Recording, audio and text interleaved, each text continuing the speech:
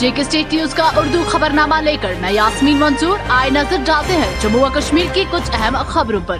खबरों की तरफ रुख करने से पहले हमारी चैनल को सब्सक्राइब कीजिए और बेल आइकन को जरूर प्रेस करें ताकि आपको हमारे मजीद अपडेट्स की नोटिफिकेशन मिल सके। लेफ्टिनेंट गवर्नर मनोज सिन्हा ने कहा कि जम्मू कश्मीर में पहले हदबंदी का अमल मुकम्मल होगा, उसके बाद ही असेंबली इंतखाबात होंगे। एक मकामी टेलीविजन न्यूज चैनल को इंटरव्यू में मनोज सिन्हा ने कहा कि जिस वक्त जम्मू कश्मीर से दफा 370 मंसूख किया था, उसी वक्त वजीर दाखिला अमित शाह ने ऐलान किया था कि जम्मू कश्मीर को रियासत का दर्जा दिया जाएगा और यहाँ जमहूरी तरीके से अवामी सरकार बनाई जाएगी। इसी तनाजुर में नई दिल्ली में गुज़श्ता माह ऑल पार्टी मीटिंग भी मुनक्किद हुई थी। उन्होंने कहा कि वजीर आज़म ने भी बार बार ऐलान किया है कि जम्मू कश्मीर में जमहूरी अमल बहाल किया जाएगा। एलजी ने कहा कि मैंने कई बार वजीर आज़म के साथ इस बारे में बात की है, जिन्होंने मुझसे जाती तौर पर कहा कि हम जम्मू कश्मीर में जमहूरी निजाम की बहाली चाहते हैं और यहाँ के अवाम को राहत पहुँचाने के लिए हर मुमकिन इकदाम उठाएंगे। एक सवाल के जवाब में उन्होंने कहा कि मेरे नजदीक कोई गैंग नहीं है, बल्कि इस इत्तेहाद में जो भी शामिल है मेरे सामने वो जम्मू कश्मीर का बाशिंदा है। उन्होंने कहा कि इस ग्रुप में शामिल अक्सर लीडरान से मैं मिला हूँ।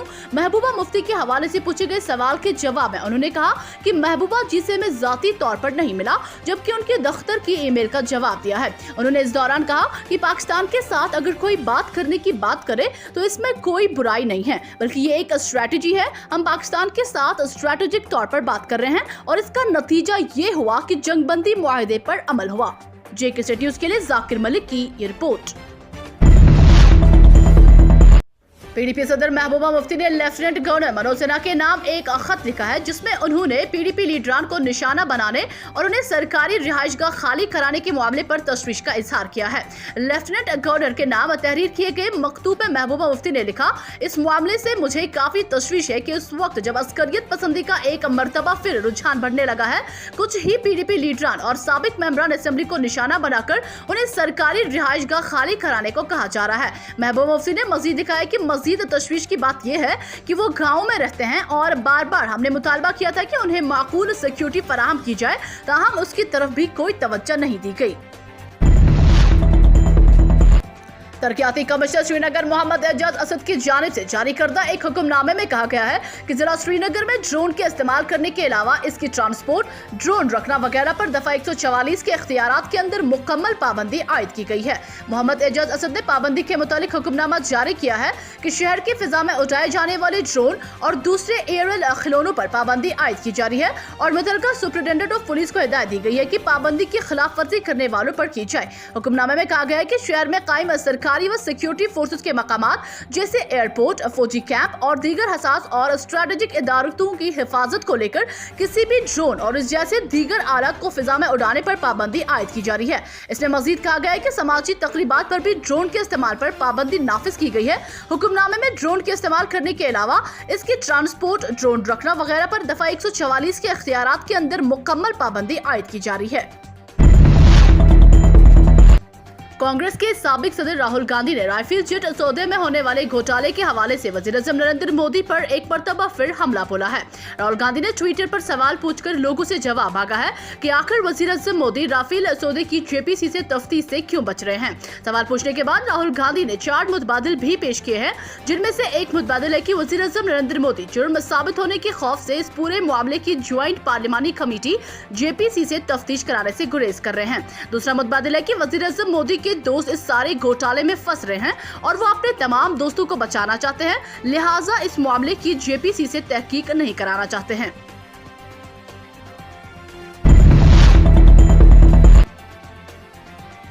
जिला कुलगाम के बीबाबाग में पीने के साफ पानी की शदीद किल्लत का सामना है। मकामी लोगों ने पीने के पानी की फराहमी की बहाली का मुतालबा किया है। बीबाबाग कुलगाम के रिहायशियों ने बताया कि वो पिछले कई दिनों से आपाशी नाला का गंदा पानी इस्तेमाल करने पर मजबूर हो रहे हैं। उन्होंने जिला इंतजामिया से गुजारिश की है कि वो इस इलाके को पानी की मुनासिब और फौरी फराहमी को यकीनी बनाए ताकि लोगों को परेशानी का सामना न करना पड़े। मकामी लोगों ने इल्जाम लगाया कि पिछले 3 सालों से फिल्ट्रेशन प्लांट बंद और गंदे पानी, कूड़ेदान और मक्खियों से भरा हुआ है। उन्होंने मजीद कहा कि अगर फिल्ट्रेशन प्लांट 5 पंचायतों की 50,000 से ज्यादा आबादी को पूरा करता है, लेकिन महकमा पीएचई की गफलत बरतने की वजह से मकामी लोग गंदा पानी पीने पर मजबूर हो रहे हैं। मकामी लोगों ने जिला इंतजामिया से मुदाखलत की अपील की है। जेके स्टेट न्यूज के लिए शब्बीर भट्ट की ये रिपोर्ट। आब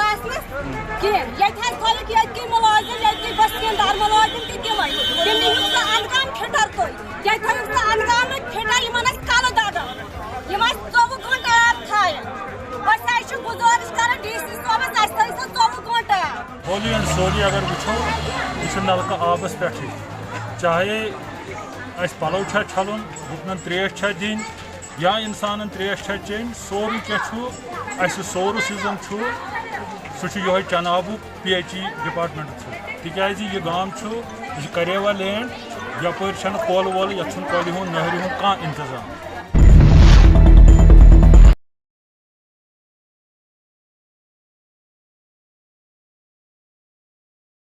टू व्हीलर से जुड़े खरीदो फरोख्त के मसाइल हो या टू व्हीलर्स की सर्विसिंग और मेंटेनेंस की हो परेशानी, अब इन चीजों का एक ही वाहिद हल FS कार बाजार। जी हाँ, FS कार बाजार जो कि यामाहा, महिंद्रा और सुजुकी जैसे ब्रांड्स की ऑथराइज्ड डीलर्स हैं, यहाँ इन सभी ब्रांड से बने लेटेस्ट बाइक्स और स्कूटीज हर वक्त मैसर हैं। इसके अलावा यहाँ अच्छी कंडीशन और उम्दा क्वालिटी के सेकेंड हैंड बाइक्स, स्कूटीज और कार्स भी अवेलेबल हैं। इतना ही नहीं, FS कार बाजार में सब तरह के टू व्हीलर्स की सर्विसिंग जदीद टेक्नोलॉजी के जरिए और आला तर्ज पर की जाती है। इसके अलावा टू व्हीलर्स की व्हील अलाइनमेंट और व्हील बैलेंसिंग जैसी खिदमात भी मैसर हैं। मजीद जानकारी के लिए राबता करें FS कार बाजार, near Ziyarat Sharif, Vidder Kokernag, Anantnag, south Kashmir. Branch office hospital road, Verinag, south Kashmir. Phone नंबरात हैं 9419500012, 9596454500। अमेरिका के सदर जो बाइडेन ने बताया कि अफगानिस्तान से अमेरिकी फौजियों की वापसी जारी है, लेकिन आइंदा चंद दिन में ये कार्रवाई मुकम्मल नहीं होगी। सहाफियों ने ये सवाल किया था कि अमेरिकी फौजियों की वापसी की आइंदा चंद दिनों में तकमील हो जाएगी, जिस पर बाइडेन ने बताया कि नहीं, अगरचे अमेरिकी फौज की वापसी जारी है और हम इसकी तकमील की कब तवक्का कर सकते हैं इसका पता नहीं है।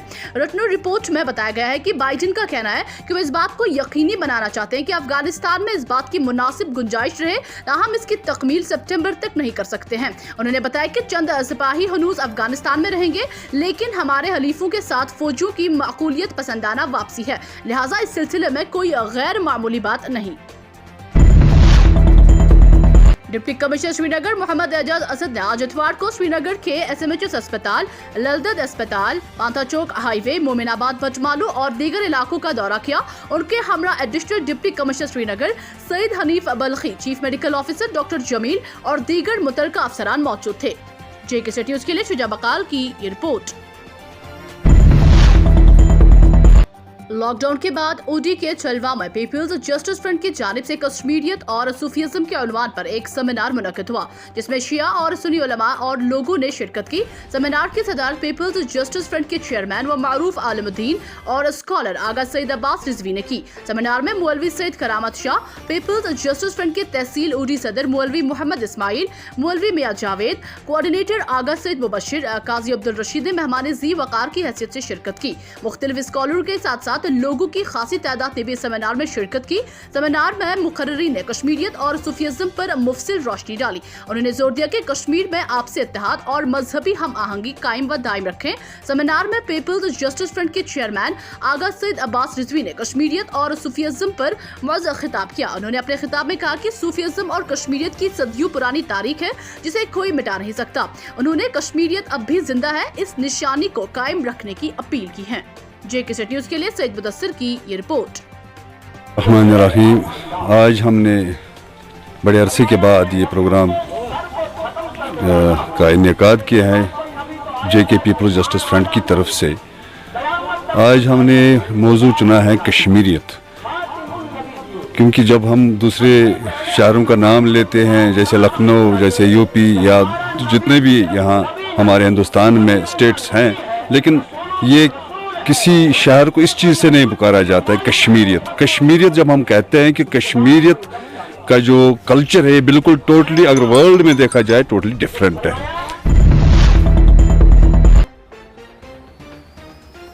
कोरोना वायरस पर नजर रखने वाले सरकारी कमेटी के साइंसदानों ने खबरदार किया है कि अगर कोरोना के असूलों पर मुकम्मल तौर पर अमल नहीं किया गया तो अक्टूबर-नवंबर में कोरोना की तीसरी लहर मुहलिक साबित हो सकती है। हिंदुस्तान से बाशिंदगान के जहनों से अभी कोरोना की तीसरी लहर की तल्ख यादें फरामोश नहीं हो पा रही हैं और यहाँ तीसरी लहर का खतरा लाहक हो गया है। मीडिया रिपोर्ट के मुताबिक कोरोना वायरस पर नजर रखने वाली सरकारी कमेटी के साइंसदानों ने खबरदार किया है कि अगर कोरोना के असूलों पर मुकम्मल तौर पर अमल नहीं किया गया तो अक्टूबर-नवंबर में कोरोना की तीसरी लहर मुहलिक साबित हो सकती है।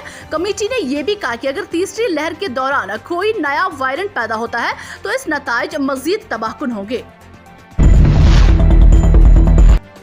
दिल्ली में अनलॉक का अमल जारी है और छठे मरहले के तहत नई रहनुमा हिदायत जारी कर दी गई हैं। नई जारी करदा गाइडलाइंस के मुताबिक दिल्ली के स्टेडियम और स्पोर्ट्स कॉम्प्लेक्सेस बगैर नाजरीन के खोले जा सकेंगे। तहां स्कूल, कॉलेज और सिनेमा घरों को फिलहाल खोलने की इजाजत नहीं दी गई है।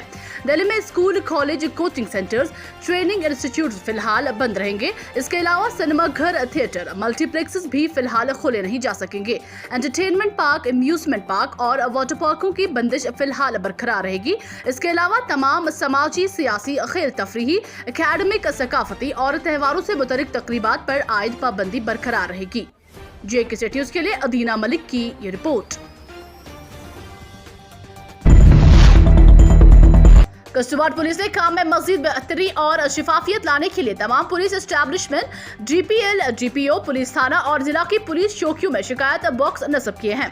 SSP कस्टोबाड शफकत हुसैन भट्ट ने कहा कि आउटरीच प्रोग्राम का मकसद पुलिस को मकामी लोगों तक पहुंचाना है और उनकी शिकायत का अजाला करना है। उन्होंने कस्टोबाड के लोगों से कहा कि अगर उन्हें कोई भी शिकायत हो तो वो अपनी शिकायत बॉक्स में डाल सकते हैं, जिससे पुलिस को बेहतर पॉलिसिंग में मदद मिलेगी। उन्होंने कहा कि इस तरह की शिकायत पर की जाने वाली कार्रवाई को शिकायत कुंदा के साथ शेयर किया जाएगा।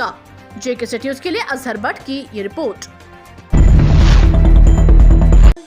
अरहम आयुर्वेदिक जड़ी बूटियों से तैयार की गई दवाई, यानी 70 जड़ी बूटियों से तैयार की गई ये दवाई बगैर ऑपरेशन के बवासीर, पथरी, शुगर, मोटापन, कमर दर्द, घुटनों की दर्द, कब्ज, गैस, पेट बगैर ऑपरेशन के किया जाता है। बवासीर का इलाज सिर्फ 10 दिन में, पथरी का इलाज 7 दिन में, शुगर का इलाज 15 दिन में। अरहम आयुर्वेदिक जो हमने दवाई का नाम रखा अरहम आयुर्वेदिक, हमारे साथ राब्ता करें और 7-10 दिन में पूरी बीमारी का सफाया हो। JK न्यूज़ के YouTube चैनल को सब्सक्राइब कीजिए और बेल आइकन को दबाना ना भूलें ताकि आपको हमारे मजीद अपडेट्स की नोटिफिकेशन मिल सके।